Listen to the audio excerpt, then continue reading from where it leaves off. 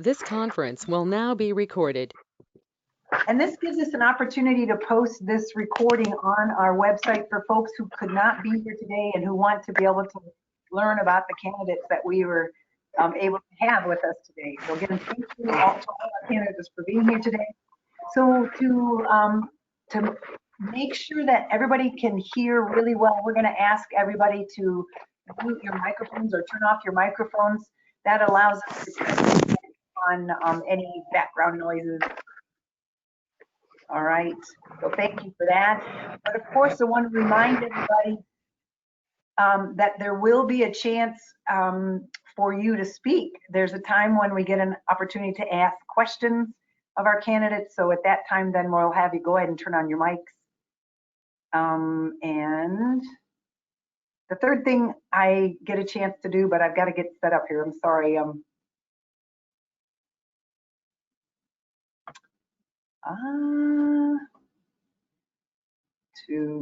Not that. Okay. What I want to do here. All right, thank you for being patient with me. There it is. There we go. There we go. Hey, Emily. Yes, April. I got a question for you. I know I'm calling waiting for it, but I think I want to meet your people first before I meet your people. We're going to meet them right now, April, okay? So hang tight there. I love that question. We're going to get a chance to meet them right now. So my next duty is, just real quickly, by the way, my name's Emily. I help with our wonderful People First of Wood County group. And it is my pleasure to introduce to you the host for our event today, Mr. Michael Stanford. He's a guy who encourages people, supports people, inspires people, and empowers people. So I'm going to turn the afternoon session over to Mike Stanford. Thank you, Emily. Welcome to our Meet the Candidates Forum. People First of Wood County presents Meet the Candidates. My name is Mike Stanford. I'm the president of People First. And People First is a advocacy group who promotes disability rights. And here's a list of some members of People First. Okay. In our session today, we will meet the following candidates: Joel D'Orcio, candidate of Ohio Senate; Nick Rubando, candidate for Congress; Ruth Babel-Smith, candidate for sheriff. Yeah, we have 2 questions that we will ask each candidate. In the interest of time, please limit your response and question to 2-3 minutes. After the questions have been answered by the candidates, we will take questions from the audience. Question number 1: tell us a little about yourself and the responsibilities of this elected position. Joel, you want to go first? Sure. Thank you for having me here today. My name's Joel D'Orcio, and I grew up here in Ohio. I'm a teaching professor at Bowling Green State University right now. This is my first time running for office, and I'm running for office because I know that education is very important here in our state. As a teacher myself, I want to make sure that we're investing in the schools of our state and investing in the people of our state by making sure that everybody can be as successful as possible. So I am also an artist. I'm a glass blower. I've been doing that for about 30 years. I had a small studio in New York for quite a while before I came here to Bowling Green and started teaching. I also have a family. We have 2 kids, and they're in school right now.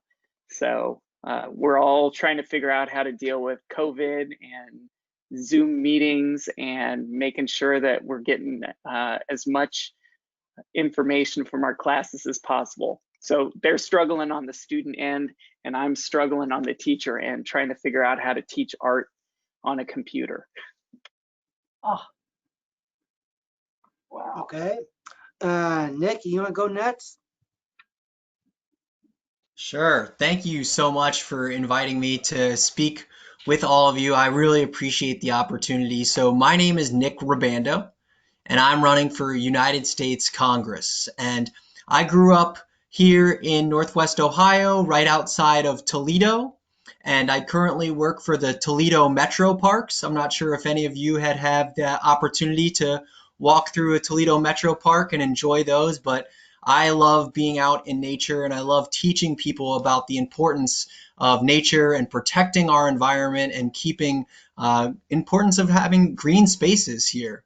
And, I'm running for United States Congress because I think we need more everyday people in Congress in Washington, people just like you and me who, have regular jobs and, know what it's like to live a normal life. And I think that we have too many times we have millionaires in Congress who don't know what it's like and don't know what the struggles are like for everyday people. And so that's why I wanted to get into Congress. And that's what Congress does. They make laws that all of us in America have to follow. So whether it's about healthcare decisions or whether it's about the economy or whether we're making laws about protecting our environment and having clean water, all of that is done at the United States Congress down in Washington, D.C. So I would, live part of the time here in Ohio and visit with people who elect me, just like people like you. And then the other part of my week, I would go down to Washington, D.C. and make laws.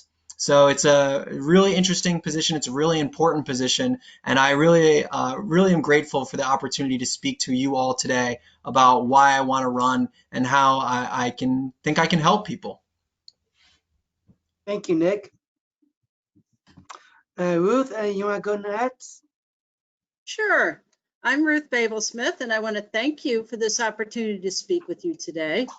I'm running for the office of sheriff, and I too am from the Toledo area. I moved to Bowling Green about 38 years ago. I came down here to go to school, and I enjoyed it so much I decided to move here.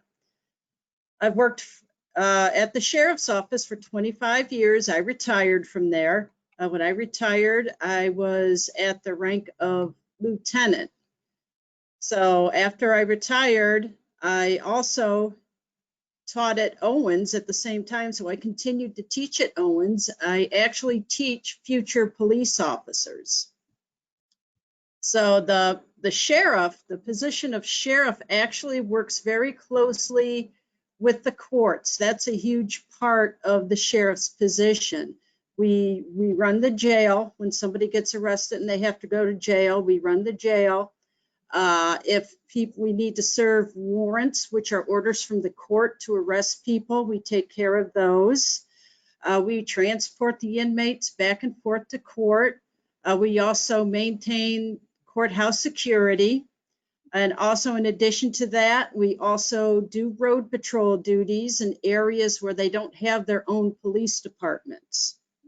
And that's a general overview of what the sheriff's office does. Thank you. And question number 2. As an elected official, what will you do to promote an inclusive community for people with intellectual and developmental disabilities? Joel, you want to go first? I'd be happy to. So as an educator, I do my best to have an inclusive learning environment. So at Bowling Green, we have an Office of Accessibility Services. We work diligently to make sure that there's accommodations so people can learn at their full capacity and make sure they have an environment which is conducive to their style of learning. As a legislator, I want to make sure that we have the funding to have a full menu of accessibility services. I know that there are assisted living facilities and communities around this district I know my own wife works in occupational therapy to make sure that people can function at the peak of their capacity, and so that they are able to enjoy the full range of living activities. And I want to make sure that those services, on a healthcare level, I'd like to make sure that those services become more widely available. I think people think about rehabilitation a lot, but people don't think about the condition of everyday living, and making sure that people get the full experience of living on a day-to-day basis is in some ways more important than rehabilitation, because that's how you're going to live your life. So I want to make sure that we're fully funding our local government fund so that we have accessibility services in the community, so that public buildings are accessible, wheelchair or handicap accessible, making sure that we have websites that are available for blind or hearing impaired individuals, and to make sure that our schools are funded at a level where we can institute IEPs and make sure that we have educational assistance so that everybody can reach their full capacity. Thank you, Joel. Nick, you want to go second? Sure, Mike. Thank you. I think it's extremely important that we work with local businesses and local communities just to ensure that all of our businesses are ADA compliant, so that everyone is able to, utilize everything that is available to all of us. And I'm sure Ruth will talk about this a little bit more, but I also think it's extremely important to ensure that all of our law enforcement officials are trained, ensuring that they have correct interactions with anyone who might be, intellectually or developmentally disabled, just so that we can stave off any problems that might occur with that. But, one of the things that I think is most important, and something that we are directly affected by here with what we're going on in Congress, is healthcare. And you all might have heard of the Affordable Care Act. It is law right now. And one of the great things that the Affordable Care Act does is it protects people with pre-existing conditions, but it also protects people with intellectual or developmental disabilities from being excluded from insurance policies. And unfortunately, right now, our current congressman has voted against the Affordable Care Act, and there's more people in Congress who want to replace and repeal the Affordable Care Act. And what happens if that is taken away from us is that people with intellectual or developmental disabilities can be, unfortunately, an insurance company can look at an individual with a disability and say, we don't want to insure this person because they have an intellectual or a developmental disability. And if you're not able to afford healthcare coverage, or you're not even able to get healthcare coverage, that can be extremely, extremely detrimental. So we want to ensure that we're protecting healthcare coverage for people who have intellectual and developmental disabilities. And I think that is something that we can do in Congress, and something that I want to push for and make sure that we're having strong protections for. Thank you, Nick. Ruth, you want to answer that and as a second question? Oh, most certainly. Thank you, Mike. When it comes to law enforcement, officers deal with all sorts of people all the time. And, excuse me, and sometimes the officer might not know the appropriate response for some people.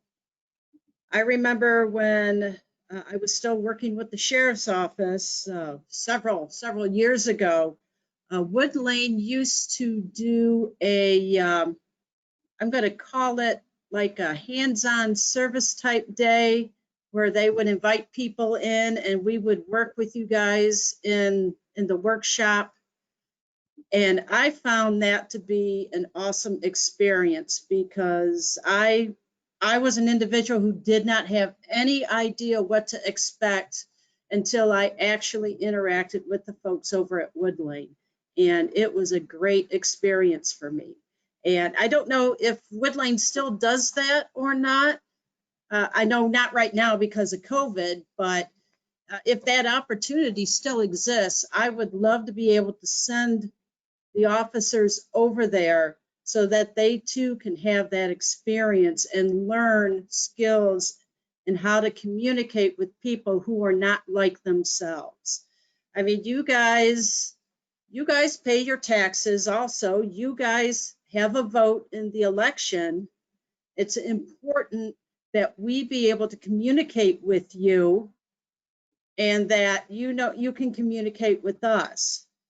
I mean, if you think about what happened, how do you react when you're afraid? Something happens and it scares you. The way that you might react in being afraid might be different from the way I would react if I was afraid.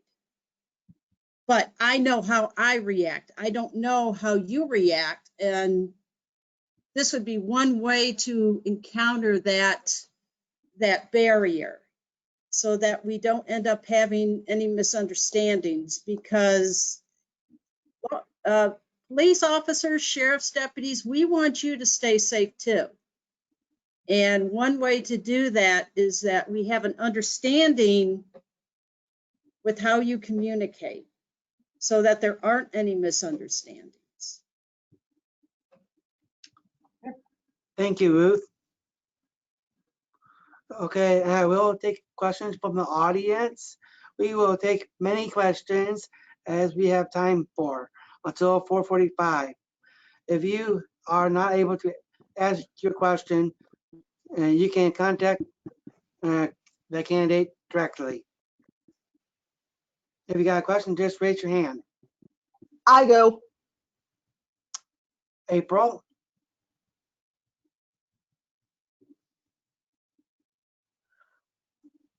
I do. April, Thank can you- you, Mike.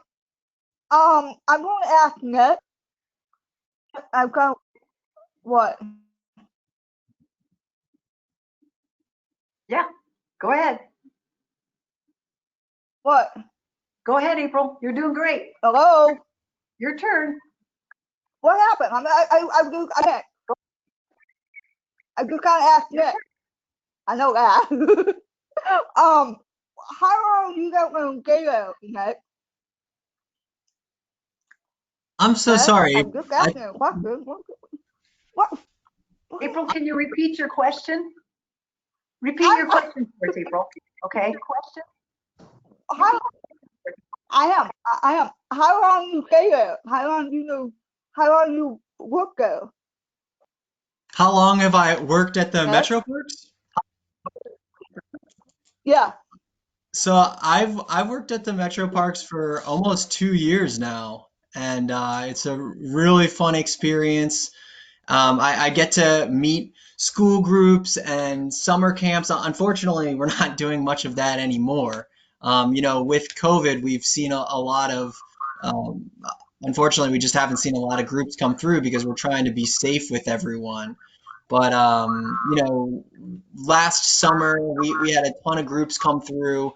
One of my favorite parks that I get to work at is Providence Metro Park. I'm not sure if you've all have ever been there. But it's really cool. They have this old school canal boat, and we get to take people on the canal, and we go into a lock, and we get to raise and lower the canal boat, and it's really fun. And that's one of the parks that I like the most, and I get to go to a lot when I work at the Metro Parks. Okay. How are you gonna do that? Why you gonna do that? How are you gonna do that, Nick? Well, I mean, I'm not 100% sure the question, April, and I appreciate you asking it, but I think that it's I'm trying to say how you work there, how long you work there, how you gonna get there. how am I gonna. Yeah. Well, I think it's important that people, who just have everyday jobs, get to go to Congress. And I think that if we had more people who had everyday jobs, like people who just worked at a park, for instance, go to Congress, they would maybe be able to make laws for everyday people a little bit better. And I'm not sure if that helps answer your question, but if you want to re-ask it, I'm more than happy to answer it a different way if that would Okay. I just wanted you to know that I know I'm just trying to tell you this. I've been there a long time. Remember? I was been there a long time. I was there. I was been there a long time. I went to a motel, but I don't know if you went home or you went there. How long um you Emily, I need help over here. Okay, so I think, you're asking about the metro parks? Yeah. Okay, and you've been to the metro parks? Maybe that's a good question. Can we just see a show of hands? How many people here have visited the metro parks before? Okay, I'm gonna ask that one girl I was talking about. Okay, April, we're gonna we'll come back to you, okay? If you've got another question, we'll give everybody a chance to ask a question, then we'll come back to you, okay? Okay, All right, thank you. you're welcome. Thank you, April. You're welcome. I'm just trying to ask that. All right. Anybody else have questions for our candidates? I got one, Emily. Okay. This is for Nick, though. I just wondered how you, in your position, if you're the next Congress person, how you would get accessible restrooms in the public places. That's a great question, Mike. And I believe you asked how can we get like ADA compliant and accessible bathrooms in public places, correct? Yes. Yeah, so that's a phenomenal question, and I think that what we can do for that is like we personally and I personally want to invest in a lot of infrastructure spending to help kind of reinvigorate the economy, and part of that is retrofitting old buildings and making them updated.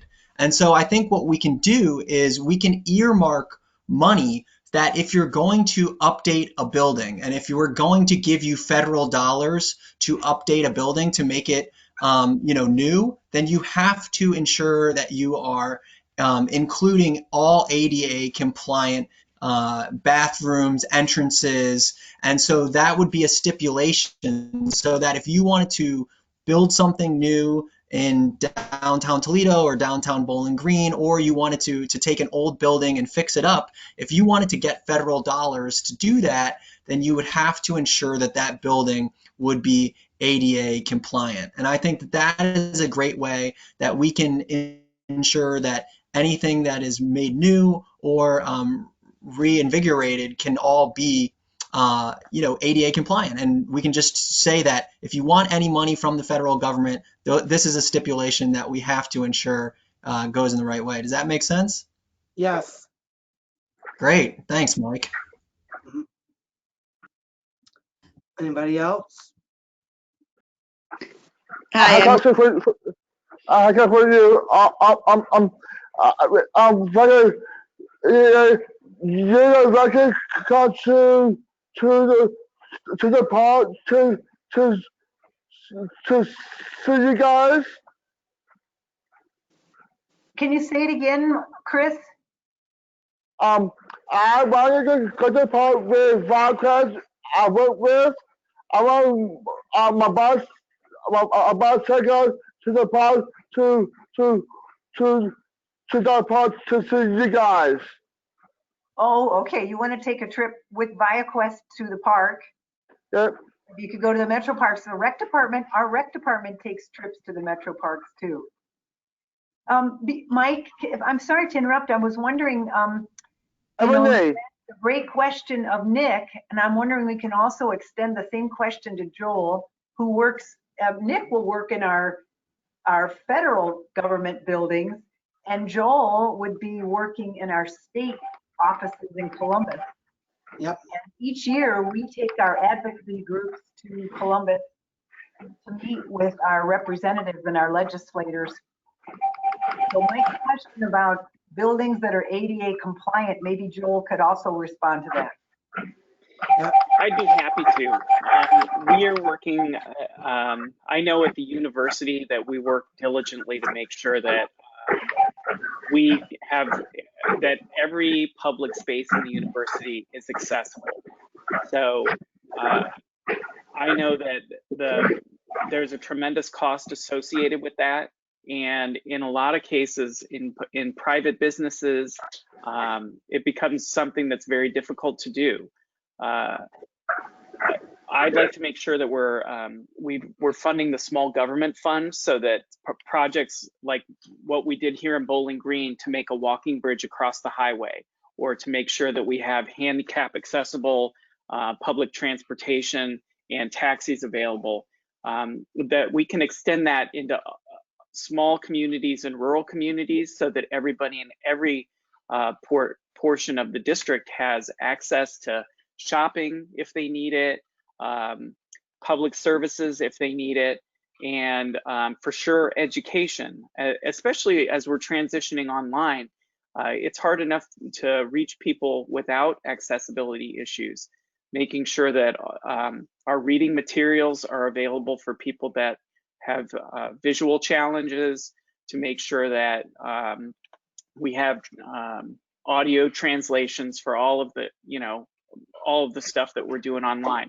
So we need to make sure that we're funding accessibility services at the local level and at the state level to make sure that everybody has access. Thank you, Joel. Ruth, you want to answer that same question?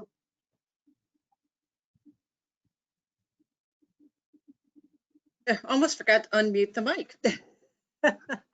At the sheriff's office, they do have ADA compliance, but I'm not sure if it is truly up to date. I mean, the ADA compliance that we have is from back in the 1990s when they first built the jail and the new sheriff's office. So I'm sure that it's not up to date. I would take a look at that, especially since there's a jail expansion going on, and see what can be done to make sure that ADA compliance is incorporated through that function. So you in the park? I'm sorry, one more time? Okay. Also, we do have, or at least they did have, handicap compliant vehicles to transport people. So we do what we can, and once again, it comes back to that. I would want the officers to interact with you guys a little bit more so that they can understand that you might need a little bit longer to walk somewhere, or to walk up a ramp, or walk up some stairs, or even to take a shower, because many of the officers don't understand that. And that's why I would want them to have more interaction with you so that they can learn this. The COVID restrictions are a little inconvenient right now, but as soon as it's possible, I would like the officers to visit you guys at your homes and see how you mingle with each other. Yeah. Good point, Ruth. Okay. Anybody got questions? I've noticed that Dan has been trying to ask a question. All right. You have a question? Yes. Okay. It's actually for all the candidates. Okay, good. And it's basically, my question is, what are you going to do different than the person that is already has the office now for people with disabilities? Good question, Dan. I can jump in on this one if you'd like to start. And Dan, I appreciate you asking that question. And I touched on it a little bit earlier, Well, but I think that this is really important, is that the protections for people with intellectual disabilities that come through the Affordable Care Act. I think that we really need to ensure that we're protecting that, because, if those go away and that, individuals lose their health insurance, that can be extremely detrimental. And the current person who is in Congress right now does not want to keep the Affordable Care Act, wants to repeal the Affordable Care Act, and that could allow insurance companies to discriminate against people with disabilities. And I think that that is extremely wrong. And I think that that's why we need to get someone in there who will actually protect healthcare, especially for people with developmental or intellectual disabilities. I think that is extremely important, and that is something that I would definitely do different than the person who is currently in Congress right now. Okay. I guess I'll be happy to go now. So many levels of state legislation affect accessibility. At the very top of it is our compliance with the Affordable Care Act. So making sure that we're working with the federal government to make sure that we're getting all the federal dollars for assistance that we can. The state has a tremendous amount of responsibility for regulating insurance, making sure that disabilities are covered adequately, making sure that services like occupational therapy are covered, making sure that schools have funding that can support IEPs for students that need assistance with education. So on every level, making sure that public businesses have requirements for complying with accessibility. On every level, the state covers, the state's in charge of extending the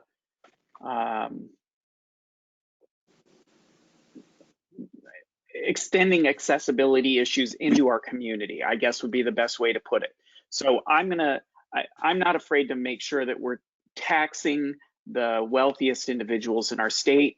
I'm going to make sure that corporations are paying their fair share, and that especially large corporations are making an effort to pay their taxes so that we can afford these services, that they're complying with accessibility issues in their public spaces, and that they're working on hiring as far into the community as possible. So there's a lot of, we need to make sure that there's equal employment opportunities for, and that employers are providing accommodations for workers who are capable but need accommodations. So on every level, I'm going to be making sure that we are, as a state, investing in our community and each individual who is in our community. That's awesome. Okay. All right. So I'm just going to mention one more time, we need, if you wouldn't mind, to make sure that your microphone is turned off unless it's you're going to be speaking, because there that helps us to keep the background noise down. Thank you so much. I appreciate it. All right. Emily. Yes, Chris, we have a speaker. Emily. Yes, Chris. I vote last week. You voted last week? Awesome. That's way to go. Vote early. That's what we're saying. I voted, Emily. We still have one more speaker that's going to respond to Dan's question, okay? So let's give them all of our attention and let, I think we still have one more candidate to respond. So go ahead, Mike. Sorry, go ahead. Okay, Ruth, you want to answer that question of Ben? Yes, I will. Thank you. When someone becomes a police officer, they go through a specified course of training in Ohio. And that specified course has about 30 hours of training in regards to community diversity, crisis intervention, along those lines. Then when hired at the sheriff's office, they're provided an additional crisis intervention training. And then unless a specific officer requests further training, that's where the training stops. And granted, some training is better than no training, but just like every other field out there, you know, we can't be stagnant. We need to interact with the community, with everybody in the community, so that we can learn how to appropriately serve the community. And I would invite the staff from Wood Lane to come over to the sheriff's office to assist with this training. And I would invite the consumers and the residents at Wood Lane to come over and interact with the officers so that they know they know that you cannot be treated like everybody else. See, police officers are taught to treat everybody the same so that we're not showing any discriminatory attitudes. But when working with people with developmental disabilities, that's a different story. You guys are not the same. So we have to learn the proper way to interact so that you guys stay safe, so that you don't get hurt, and we don't end up in a situation that could have a really bad outcome. And that would be what I would want to do. The current sheriff, like I said, unless an officer requests that training, he doesn't send them beyond what the officers learn in school and the additional CIT training. And I would want to grow on that. Good point, Ruth. Is there anybody who have a question? I got a question. Go ahead. I'm kind of in my mind. I'm gonna ask to Joe. Joe, or that's your name, Joe or something? Yes. Yes. That's your name, Joe, right? Yes. You have Joe. Oh man. I'm sorry, I didn't hear that question. I got to go. But go, how long are you working in school? I'm just That's a great how long are you question. in school? So I've been The teaching at school. Bowling Green You know. for 14 years, and I've been doing glass for 30 years. And after having my own studio for about 10 years, I decided that it was important to me to give back to the community. So in 2006, I started teaching at Bowling Green, and every year I've been like working with new students, and I get to see them grow, and I get to see the art that they make, and I get to go see them make a difference in the world. And that part's really wonderful for me.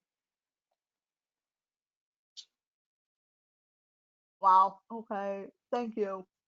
Thank you. What about you, Africa? I don't even know. What about you? M&A. Are we working in Africa or not? No. M&A. I'm talking about. Oh, Jay, what the heck is that? Yeah, that's the candidate. That's Ruth. Her What? name's Ruth. That's the candidate for sheriff. What that? Yeah. Go ahead, Ruth. Okay, did she, That's was she what I'm asking, saying. was she just asking wanna if I ask was you an that officer? Is that how what long she you was work? asking? Okay. I worked at the sheriff's, okay. But you, I- I worked at the sheriff's Wait a minute, office whoa, whoa, for whoa. You 25 didn't know my years. name, right? Right, April, correct? Wow. Yes, I worked at the Yeah, sheriff's that's my office for name. That's 25 my, years. okay, that's the, right there. But I'm gonna go to it, but I can't. I had a problem about that. I want to tell you, but don't say that to Emily. Don't put this on me. I had a little bit problem in my I have a problem. I have fell down a long time ago, but sometimes my leg just not moving really good. But I'm just saying that, I mean, it's hard to me. I can't move my arm. It's just, I'm on wheelchair. I can walk a little bit, but not to that far. Okay, I'm just trying to tell you, I'm trying to tell you the truth because I'm not, I'm, I'm 35 years old since myself, but me and Emily talking about the stuff from me and her, just talking about what people focus together and helping and help out just like can. But I just want you to know you're the nice person you are. I'm talking R, Gay, B, or Ruth? something. Uh-huh. Yeah, Luke. That's Ruth. Yeah, I'm Ruth, yes. Luke, you know you're a nice person. Well, Yeah. thank you. You're a nice That's person why- too. Thank you. I'm just trying to get this, but I'm just trying to know that you and I are gonna want to talk about it. You want to, just let me know. Okay, Okay, very good. that's awesome. I think we have time for one more Wait. question. I got something. Oh Lord, I'm no. if you got a question. I got something. Yes, you have. Emily. Okay, go ahead, Chris. Vodka come to see you guys and told will you guys, I want my vodka come to the tour at the place. With us, we're also getting a tour with vodka. Uh-huh. I want a tour with vodka. You want A tour a tour do- of, oh, okay. for Yeah. vodka. Well, I think Chris is offering, he certainly would love to have the candidates come and visit ViaQuest. And if they desire to do that, we can make sure that we can talk with the staff at ViaQuest and see if that's an option. You just talk to Greg. Greg is my boss. Talk to Greg.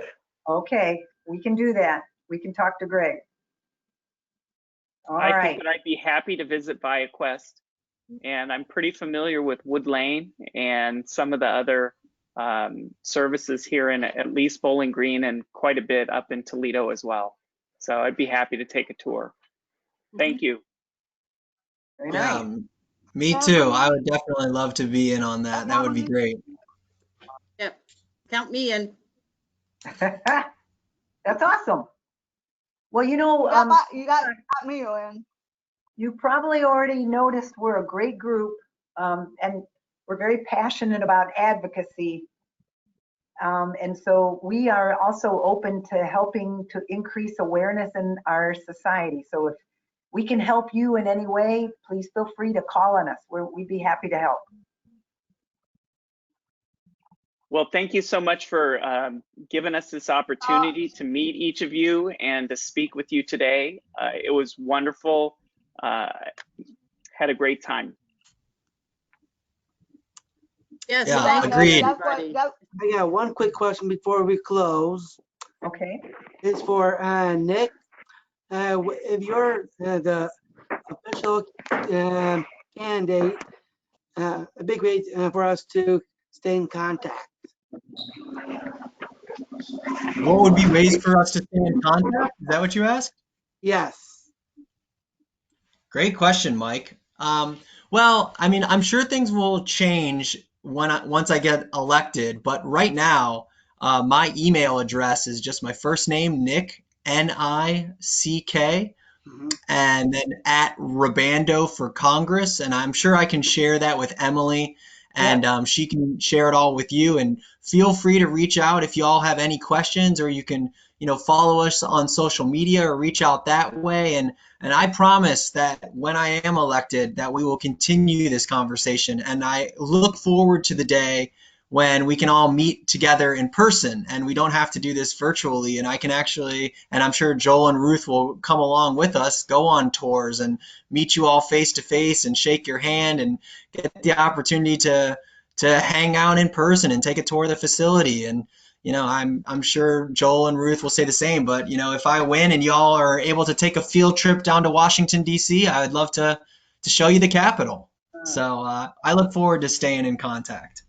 Okay, thank you, Nick. Okay, Yeah, you're very welcome, Mike. Show up DC, but if they, when we're in Columbus, it'd be a blast to have you all down. okay, I got okay.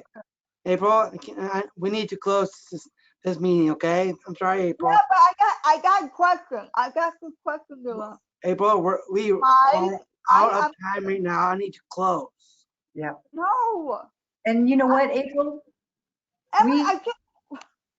You got listen to. Okay. April, not to frustrate you at all, but we have some folks that need to leave, so we'll go ahead and close our meeting. And if anybody wants to stay on, wait a second, April. If anybody wants to stay on afterwards, please feel free to stay on, but we want to make sure that those people who do have to leave can leave. Okay, April, we'll be here. If you want to stay, we'll be here. Okay? Okay, people first of Wood County, we want to say thank you to our candidates and thank you to our audience. We encourage everyone to vote and we wish our candidates all the best. Thank you, everybody. Thank you. All right. April, what is your question? I was going to ask Nick, but Nick is Oh, gone. so look at that. Yeah, Yeah, we need to go to. wow. Those people that I mean. Who's Okay, that? looks like Nick is Nick, still here. your mic is off. Not my April. phone. I have time for one quick question. Unfortunately, I have another phone call at 5 o'clock, but if you have something, I can help you out. Okay, how are you gonna meet each other? How are you gonna meet each other? Well, hopefully hopefully we find a cure for COVID. I believe you asked how are we going to be able to meet each other, correct? Right, yeah. Yeah. Well, I truly believe that our government and our people are strong, and we're going to find a cure for COVID-19, and we're going to move past this, and then we're going to come to a day where we don't have to wear masks anymore, and we can go back to school, and we can all be together again. And I think that day is going to come sooner rather than later. So I anticipate that this time next year, we will be able to meet together. And I live here in Bowling Green. I know you all are local as well, and I have Emily's contact information. I'm sure she'll be able to contact me. And when elected, I would love to come and meet with all of you and meet face to face, and we'll stay in contact that way. And I think we'll be able to meet each other soon. Wouldn't that be really neat if we have a follow-up and we could invite them to come to one of our People First meetings? That would be awesome. All of our candidates. That'd be I agree on that one, Emily. Hey, that could be idea. Okay. All right. Hey, Thanks, everybody. everybody. You can come to People First. Thanks, Nick. See y'all. Thank you so much for the Bye, opportunity. Great I see question, you Dan. next time. All right. Thanks, Melissa. Bye. Thanks, Terry. Thanks, April. Bye, Terry. Hey, Bye, Emily. Hillary. Bye, everybody. Bye. Emily, are you still there? Oh, no.